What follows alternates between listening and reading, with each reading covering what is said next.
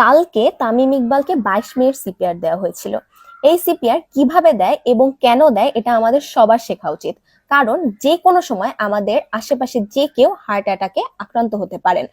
তখন সিপিআর দেওয়া অনেক অনেক বেশি গুরুত্বপূর্ণ, না হলে হসপিটালে নিয়ে যেতে যেতে রোগী কিন্তু মারাও যেতে পারে।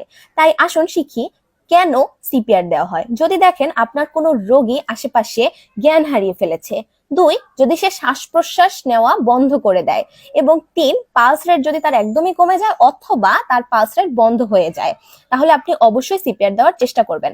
এখন আমরা শিখবো কিভাবে সিপিআর দিবেন। দেখেন, আমরা দেখতে পাচ্ছি ভিডিওতে বুকের যে হাড়গুলো, ওই হাড়গুলোর একদম নিচ থেকে ট্রেস করে একদম বুকের মাঝখানে 2 আঙ্গুল আনবেন। তারপর ঠিক ওই 2 আঙ্গুলের উপরে আপনার হাতের তালুটি রাখবেন এবং অবশ্যই আপনার হাতটি যেন সোজা থাকে, কোনোভাবেই যেন ভাঁজ না হয়।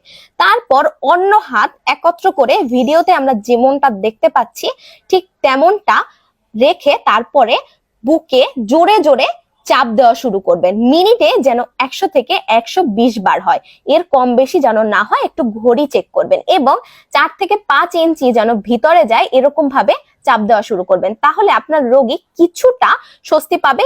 এই যে এভাবে করে আপনারা প্রেস করতে থাকবেন, এবং যেহেতু হার্ট অ্যাটাক করলে আমাদের ফুসফুসও কাজ করা বন্ধ হয়ে যায়, তাই আপনারা কি করবেন, মাঝে মাঝে সিপিআর দেওয়ার মাঝে আপনারা নাক বন্ধ করে মুখ খুলে মুখে শ্বাস প্রশ্বাস কিন্তু দিতে পারেন। এটাও একটা কার্যকরী পদ্ধতি, কিন্তু অবশ্যই সিপিআরটা চালু রাখতে হবে যতক্ষণ পর্যন্ত না আপনারা হসপিটালে রোগীকে নিয়ে যেতে পারেন, এবং খুব দ্রুতই তাকে হসপিটালে নিয়ে যাওয়ার ব্যবস্থা করতে হবে এবং হসপিটালে নিয়ে যাওয়ার মধ্যে এই সিপিআরটা কন্টিনিউ করতে থাকবেন।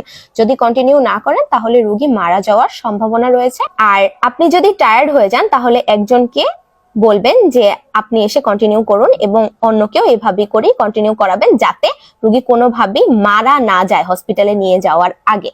তাই এটা শিখে রাখুন যাতে আপনাদের সামনে কেউ বিপদে পড়ে তাহলে তাকে আপনি যেন সাহায্য করতে পারেন। ধন্যবাদ সবাইকে, এবং চাইলে আপনারা ভিডিওটি শেয়ার করে দিতে পারেন।